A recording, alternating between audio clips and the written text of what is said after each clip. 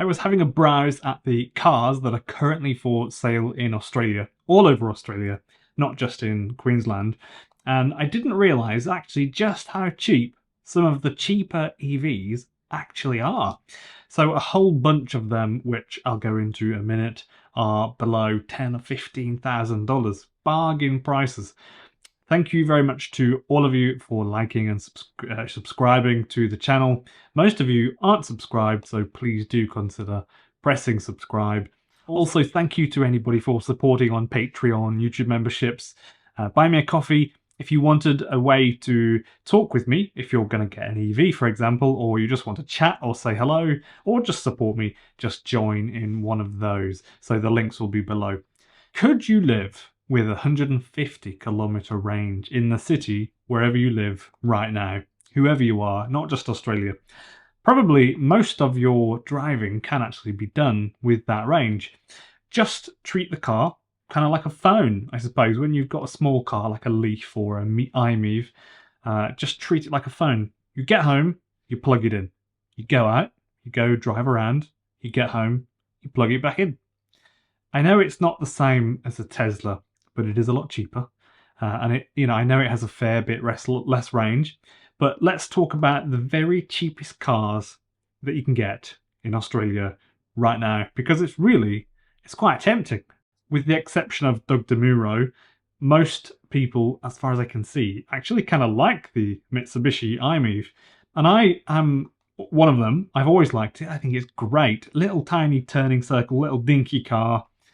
It's brilliant, I think, and the range is okay to just be your daily, so if you're going to go to Aldi or Lidl or wherever it is you get your food from, you just go in there. If you're going to go to Bunnings, you just go in your little cheap iMove.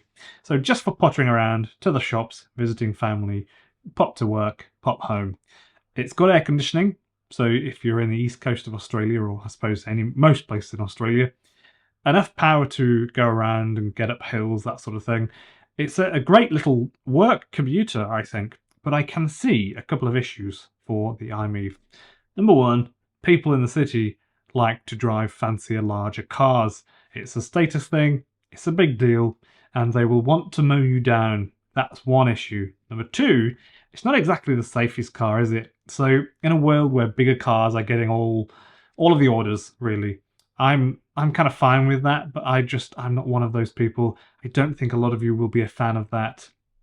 That sort of feeling of being very vulnerable, but I don't mind that at all. I'm fine. So after watching some videos online, this is where it gets sticky. I can see that the iMove will never, ever, ever get 150 kilometers. That is not happening. So more like 100 kilometers on the very best of days. So is it, in your opinion, worth 7,500 Aussie dollars? That's about 3,800 euro, 3,800 euro.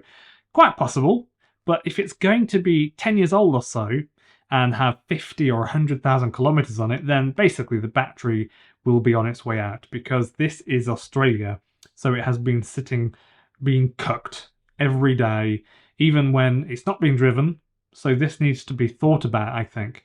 However, this could be a very cheap EV for someone to get and then repair the batteries or replace them. Maybe even just buy it, retrofit some battery cooling somehow. Is that even possible? If you've got any idea, let me know in the comments, because I did actually go on a forum and I asked that today. Can you retrofit battery cooling? There is another version of it on carsales.com, iMove, for 12 grand. Not sure why there's such a huge difference in price, but sometimes the same thing could be for sale. Some people will list it cheap, some people will list it for huge money. It's just the way people like to be, This is the same sort of money then as a Nissan Leaf. They are going, as you can see, for $9,000. But as I mentioned a couple of times, the Nissan Leaf also has no cooling on the batteries, so they will be cooking and almost certainly will have lost huge capacity.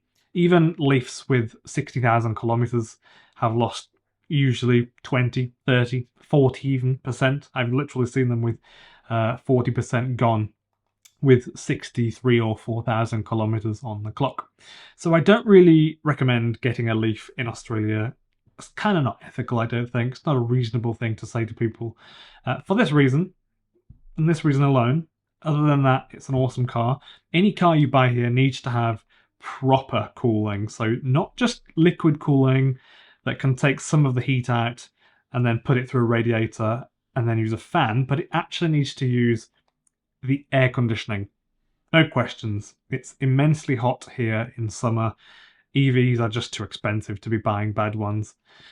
So one thing I mention a lot is that I want people to buy things that are made well, generally speaking. That's kind of a... I really like Japanese stuff. I also really like well-made cars, whether they're from Japan or China. It doesn't really matter.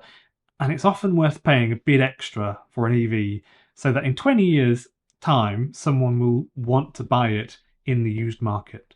If we don't do this, there will be a used car crisis in 20 years for younger people looking to buy their first car. So it's hard to predict how this will go.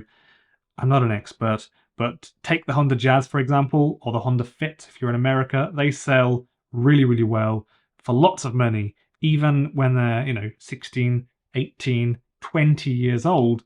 They are still selling like crazy. And they're still reliable at that age. So just take an equivalent Fiat or Alfa Romeo, for example. They literally last half as long, and they're totally worn out or falling to pieces before 100,000 miles. So it's like 180,000 kilometers. That's pretty much the life of it most of the time. I've driven Fiats and Alfas with 100,000 kilometers, so 60,000 miles, and they were some of the very worst cars that I've ever driven to date, and I've driven a lot. I've driven every Nissan Leaf as well that Nissan have ever made, and they're fantastic to drive. Really spot on, amazing. But it's not reasonable to buy one knowing that the battery chemistry degrades with heat, because this is Australia, and all the hot places on the planet, Texas in America, and I don't know, California and Australia, they're all suffering with massive degradation from the heat. So heat radiates upwards right into the batteries from the tarmac. The tarmac is kind of like a heat battery. And at the very least, if you get a Hyundai Ioniq, for example, they at least use a fan to blow over the batteries. But even this is not enough for Australia, because sometimes it's so hot, literally, that it really does just feel like when you have a fan on you, it's just blowing hot air over you. And that's what you'd be doing to the battery, to just be blowing hot air over your batteries.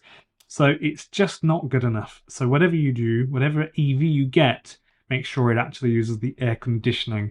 Be very explicit wherever you go to look at a car and test drive it and buy it, research it. You just want to know that for sure. In Australia. So if you're new here, I make videos every single day about EV news from all over the world. And yesterday's video was actually about the new Mini Cooper EV, the next one. And that's for next year, so it's 2024 Mini Cooper EV. And that's a really fantastic car. So go back and watch that. I'll put the video in the link below. It's probably going to come up on the screen now, I think. If you enjoyed the video, please click the like button for me so that YouTube know that people are enjoying it. And please consider subscribing for more daily videos about electric vehicles.